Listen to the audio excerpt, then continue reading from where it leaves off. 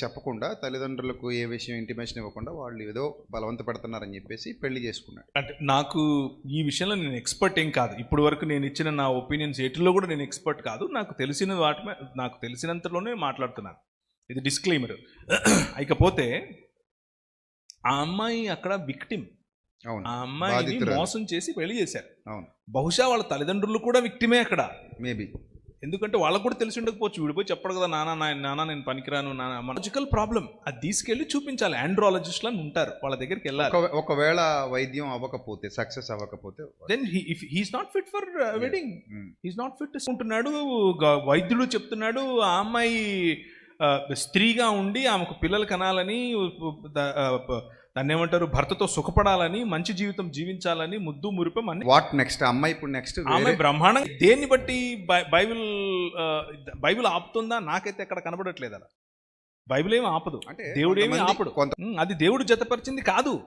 దేవుడు జతపరిస్తే ఎవరు విడదీయరు. కానీ దేవుడుగా జతపరిచింది మోసం.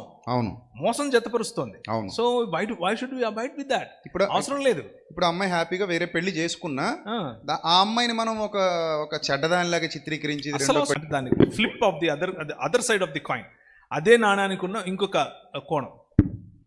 అమ్మాయిలకు ఈ మధ్య ఒక ఫ్యాషన్ డేటాలో తెలుస్తుంది. వేరే వారితో గనక సంబంధం ఉంటే, పెళ్లికి ముందు వేరే ఒక వ్యక్తితో నేను పెళ్లి చేసుకోవాలని అనుకుని ఉండి, తమ తల్లిదండ్రుల యొక్క ప్రోత్సాహం కారణంగానో బలవంతం కారణంగానో ఆ అమ్మాయి చేసే ఫస్ట్ పని ఏంటంటే, మొదటి వారం 2 వారాల్లో వీడు పనికిరాడని చెప్తుంది. ఇది రాసి పైన చూశాను. 200కు పైగా చూసా. ఆ అమ్మాయి ఫస్ట్ ఏం చెప్తుందంటే, వీడు పనికిరాడే కాదు. అమ్మాయి వైపు నుంచి సమస్య ఉంది. అమ్మాయి మనం ఏదైనా సరే ఒక సిచ్యువేషన్ బట్టే పనికిరాడు నేను చెప్తున్నాను కదా అంటది అమ్మాయి. అది ఒప్పుకోకూడదు.